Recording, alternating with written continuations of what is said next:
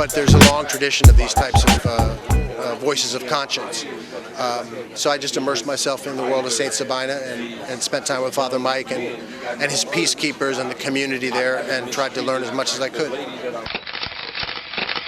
We love you on Windy City Live. Yes, we do. Tell us, how did all this happen? How did this come about?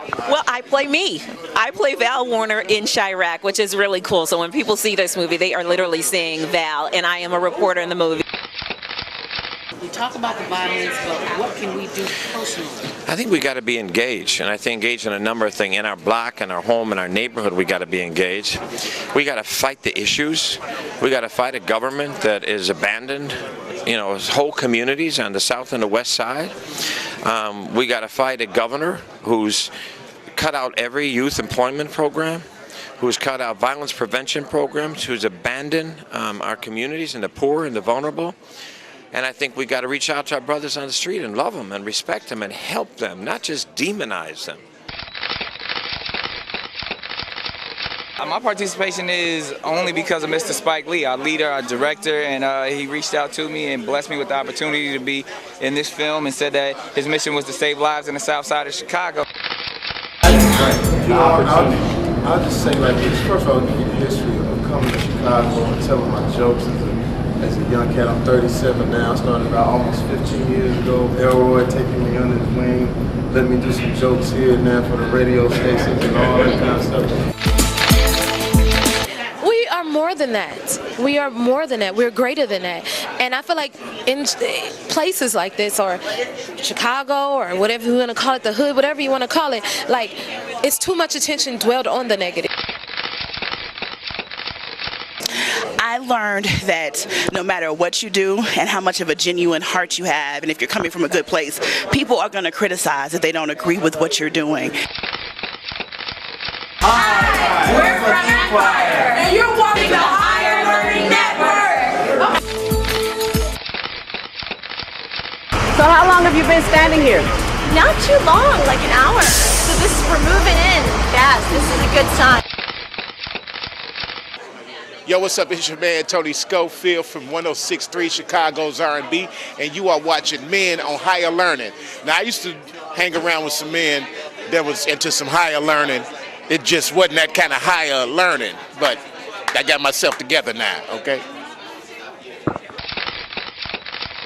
What is it that you do in your quiet time, in your meditation time, that allows you to bring us the films that you do? I sit courtside in Madison Square Garden, world's most famous arena.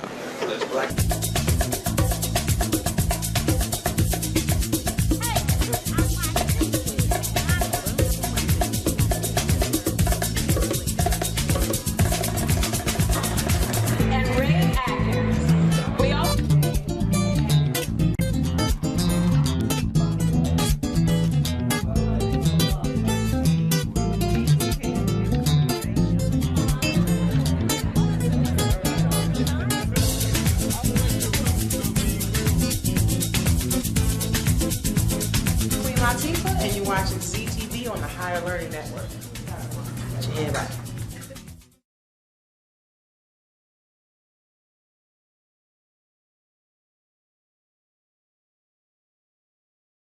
Inspired by people like Dr. King and by Fred Hampton and by other political leaders, by the Vietnamese who fought against the United States for their independence.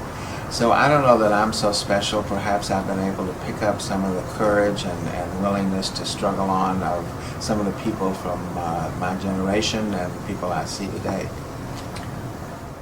As we begin to go into the book, I have some pages marked here, some things that I read. As I told you prior to this interview, I haven't read a book of this magnitude in such a very long time that you were just compelled to keep reading. You couldn't stop. You couldn't put it down. Last time I did that, I read a book and I had to quit my job because I was reading on the job. They said, you can't work here. And I says, okay, I guess I gotta quit that. But this book, The Assassination of Fred Hampton, How the FBI and the Chicago Police Murdered a Black Panther. There are so many things that led up to that, but I just want to talk a little bit about page 9, where it talks about you and Walter. Tell me a little bit about Walter. Well, my family, I grew up outside of Atlanta, not very far, but it was a rural area at that time. And Walter was the man who worked our farm. My parents hired him. And I idolized Walter. Walter Hart taught me how to plow with a mule. He taught me how to pitch hay up on a hay wagon. He taught me how to drive a tractor. And in many ways, I guess he was sort of my Jim and I was his Huck. And I really admired Walter, and he really taught me a lot. On page 9 it says, I emulated Walter and he took great pride in showing me what he knew. He was my Jim and I was his Huck. That was funny. But unlike our predecessors, for traveling, the traveling Walter and I did together was to baseball games. My friend Henry lived near Ponce de Leon ballpark where the Atlanta Crackers, an all-white minor league team, played. Only 40 years later did I learn that the Black Crackers shared the same ballpark. Tell me a little bit about that. I just thought that was so funny. Well, I grew up in Atlanta in the 50s, and Atlanta was a totally segregated city. So Walter took Henry and I to the ball, Henry and me to the ball game, but when we got there, we got to sit in the stands, and he used to have to sit out on a hill in right field. And everything in Atlanta was segregated. Another thing I talk about in the book was going to symphony concerts on weekday mornings, that the public school kids were taken to the symphony. But the black kids had to go at 10:30 and the white kids went at 9 because the auditorium was segregated. And I talk about how some of my classmates would yell racial epithets at the black kids as they were going to the symphony. And I think growing up white in the South, we all saw incidents like that. We didn't always speak up against them. As a matter of fact, frequently we were cowards and didn't speak out against the injustices that we saw all around us. In that particular occasion, my mother, who was driving the car, said, let's put up the windows, it's too cold in here. But we didn't confront the white people directly on their racism. Okay. Now we can go here. On page 12, you talked about Otis Redding, Sam Cooke, Aretha Franklin, B.B. King, and Marvin Gaye, who made regular appearances at the Peacock. Right. Tell me a little bit about that. Well, the Royal Peacock Social Club was one of the main stops on what they call the Chitlin Tour. And it was black entertainers who, that was one of the places they went to in the South. The Peacock was one of the few places, well, it was primarily black, but about 10% of us, many of us who were Jewish, would go there, and they allowed us in. And I just remember the warm, wonderful feelings we had at the Peacock. And it was one of the few hip things I did, I guess, crossing over the color line in Atlanta in the 50s. On page 13, you talked about at 2 in the morning. I thought this was rather interesting. You said, climbing down the stairs from the syrupy warmth of the Peacock onto Auburn Avenue, I felt like I was putting on my white skin again and separating into the two familiar worlds of black and white. What did that feel like? It just felt like for a moment we had shed our color and we had enjoyed the music and the just the general environment together at the Peacock. And coming outside, I realized that I would go back to my segregated white community and black people would be going back to their community. And so it was just a moment when we put down our masks, I guess, and enjoyed the same thing. Did any of your other colleagues, did you ever discuss that with any of them, that feeling that you had? I don't think we ever articulated it, but we knew it was there. You know, it was something we shared, absolutely. Okay. On page 24, it says poverty, urban problems, and social progress are generally ignored when the guns of war become a national obsession. Speak to me a little bit about that.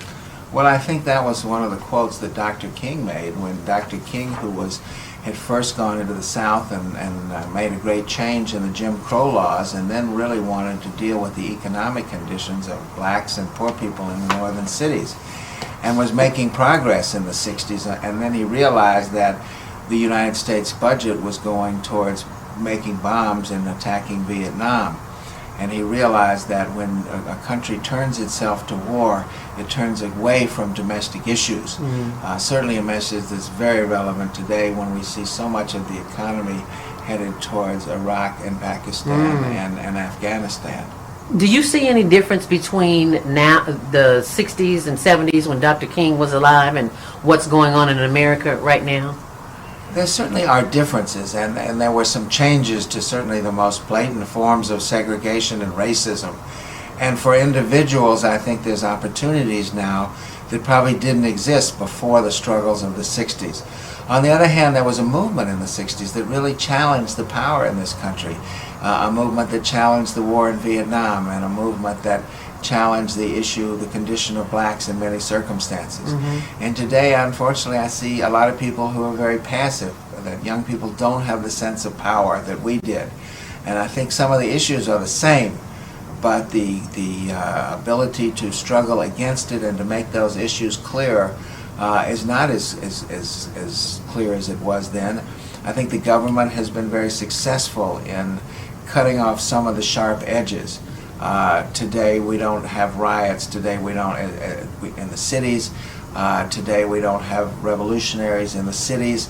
What we have today is mass incarceration of black people, young black people and Hispanics who might make up a viable political force working for change, are largely incarcerated, have been marginalized by this society.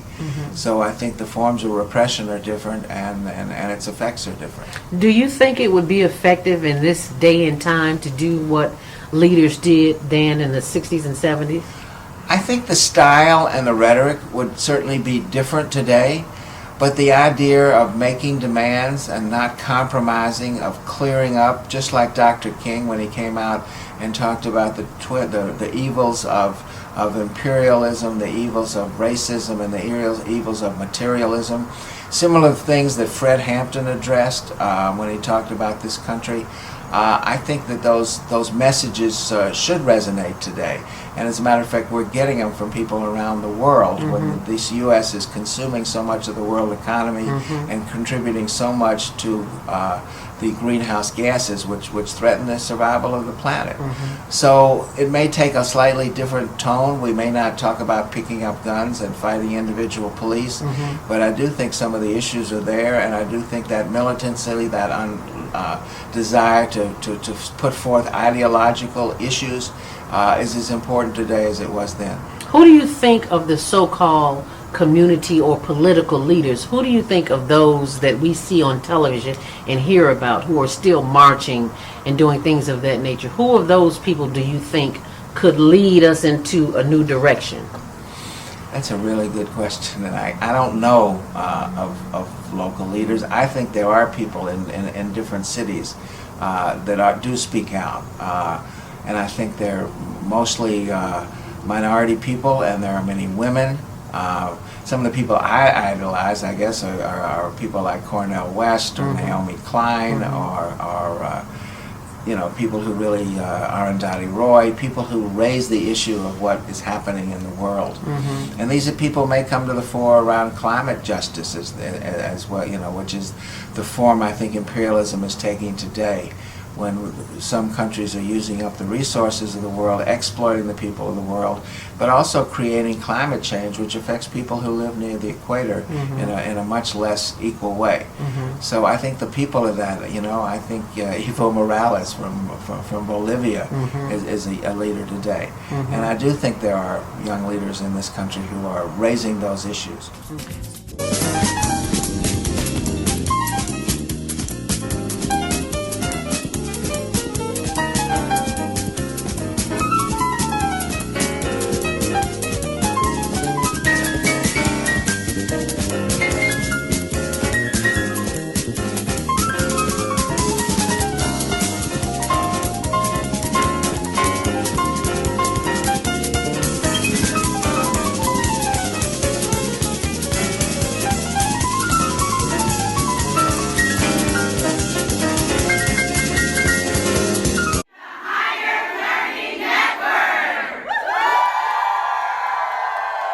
Speaking about climate change, how has, I know there's a difference, what is the difference between the climate and countries? Say, for instance, where you live as opposed to the United States?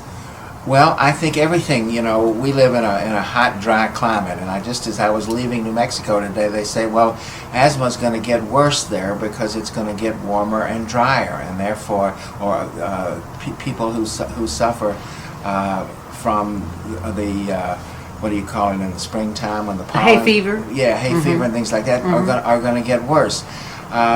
Really? I thought it was the opposite. I thought you needed to be in a dry climate. I think maybe it's the hay fever and the pollen. Okay. But you get to the equator where the changes are more dramatic in temperature. I do a lot of work with people in El Salvador, and so the issue of floods and the issue of droughts are very serious there. And with climate change, each becomes more severe. And of course, when we read about people who depend upon the snow caps in the Andes or in the Himalayas and those glaciers are melting, they're going to get a short-term flooding and they're going to get long-term droughts because the water systems on which they depend are drying up or melting because of climate change.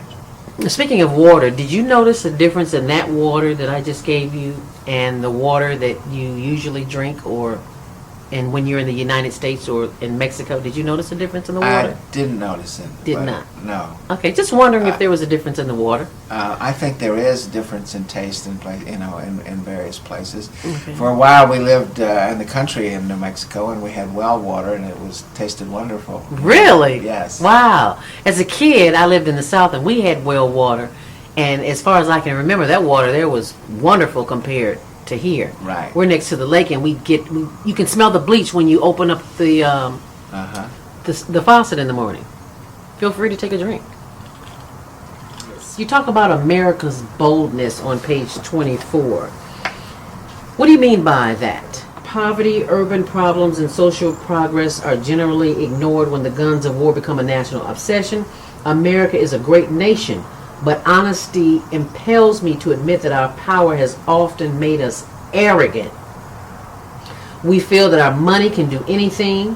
We arrogantly feel that we have some divine Masonic mission to police the whole world. And I am in total agreement with you on that.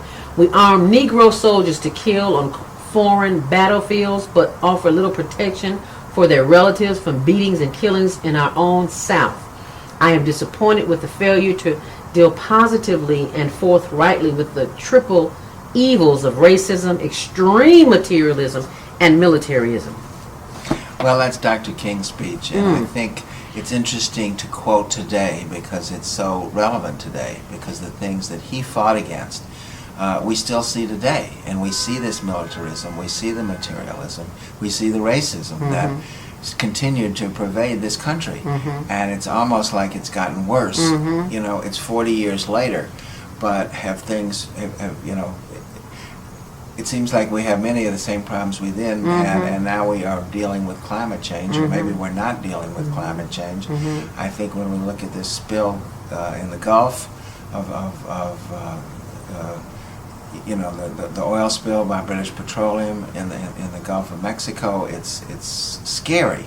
And I'm reading today how the oil companies fought against the kind of safety devices that could prevent that. And unfortunately, they control the policies in this country, not only about safety for deep ocean drilling, but about what our energy, what forms of energy we use and what effects it has on the environment.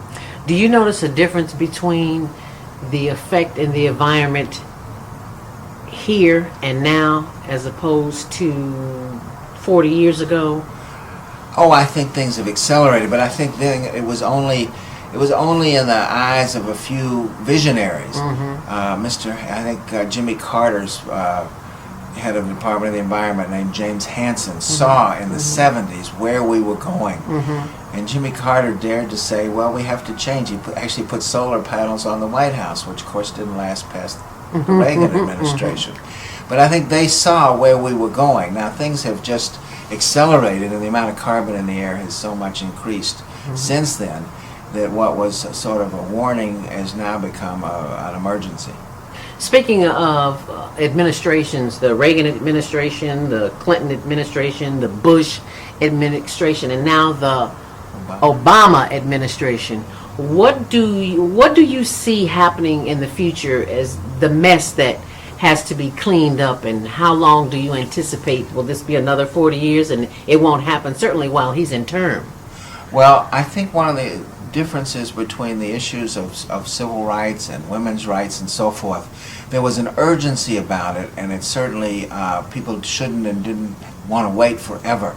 But if they could come on a slower pace, the issue of climate change is one that we don't get a second bite. If it takes us too long to stop our carbon emissions, we're not going to have a habitable planet anymore.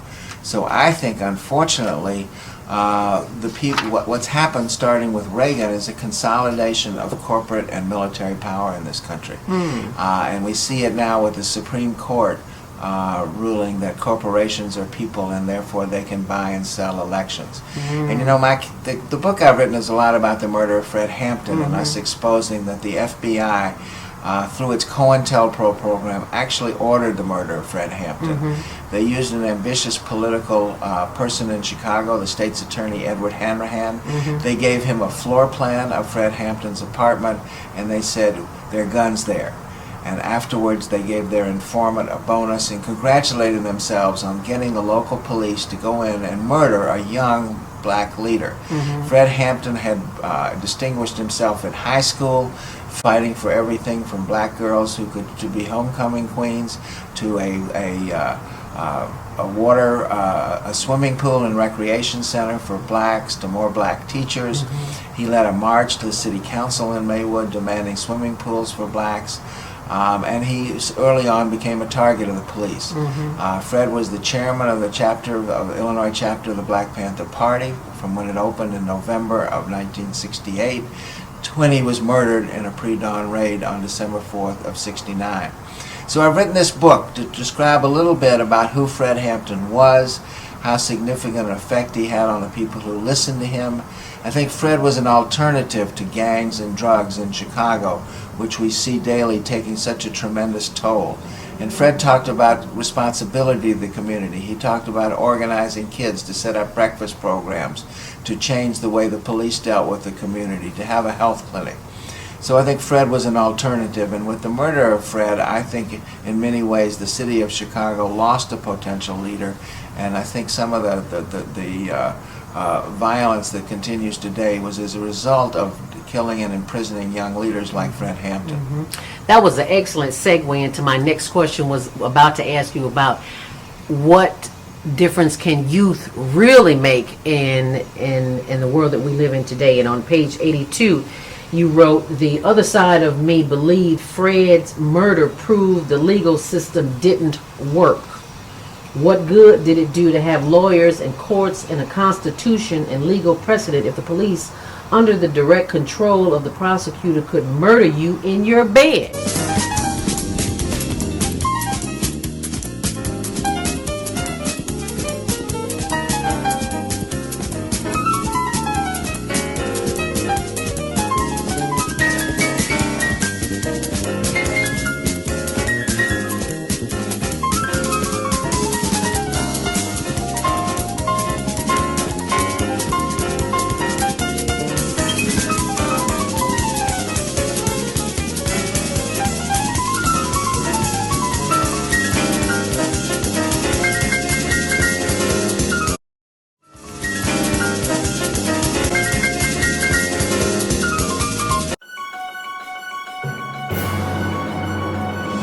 Hi, my name is Heather Schooler, owner of the company Help Me Finish, and newly developed business billionaire breakthrough system. I want to talk today about my friend Zelda Robinson, who has created this mindful breakthrough system, which is absolutely phenomenal. And you want to know what I learned from it? I learned that I can stop the negative patterns in my life through one simple word: stop. And I think about that all the time. Every time I see a red light, I remember to stop. Every time I see a stop sign, I remember to stop. So even when I'm having a bad day and I can see a stop sign, it'll remind me of what Zelda's taught me. So if you guys haven't taken her program, you need to sign up for her program, because we all need to stop the negative voices in our head, and she's got the tools to help you do it. I'm Heather Schooler, owner of Help Me Finish, and I hope you guys sign up. And when you sign up, have a fantastic day every day, because that's what Zelda's going to teach you to do.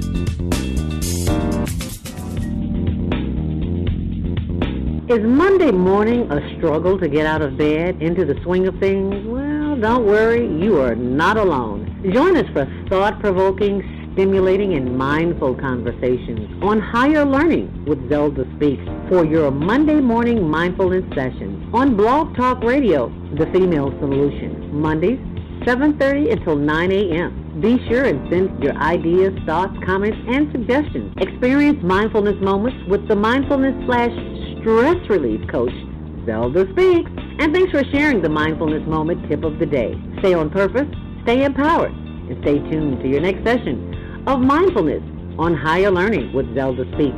Make it a mindful day. And thanks for listening. Hi, my name is Julie Myrista. I'm with the American Heart Association, and we have been up to our ears in sweetened beverage tax, so I so much appreciated the 5-minute meditation today that allowed me to get back to my center, take a few deep breaths, and really focus on what's important. Shalom and good God morning. And thank you for joining me today on blogtalkradio.com, The Female Solution. It's your Monday morning mindfulness with Zelda Speaks. Mindfulness stress release coach. I'm just here to make your day better. Hi, my name is Kim Davis, and I'm just so excited to be a part of the mindfulness exercise that we did today. Miss Zelda was excellent with allowing us to really relax in providing us with techniques of breathing to just sort of let things float off of you and get your mind in a right framework to just receive and be receptive, and above all to be comfortable within yourself. So I thank you, Miss Zelda. I'll be tuning in more to your YouTube channel to find even more mindfulness exercises. And during this time in our lives, some of us anyway, we need to do things to relax and let go and just slow the mind down. So for that, Miss Zelda, I thank you and continue to do the great work.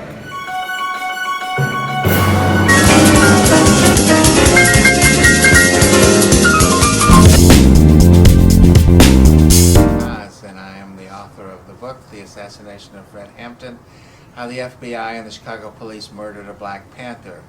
It's the story of the conspiracy to murder Fred Hampton and the legal battle to uncover those responsible for its murder, for Fred Hampton's murder. And you can get this on Amazon or at your local independent bookstore. My website is www.hamptonbook.com. You are watching the Higher Learning Network.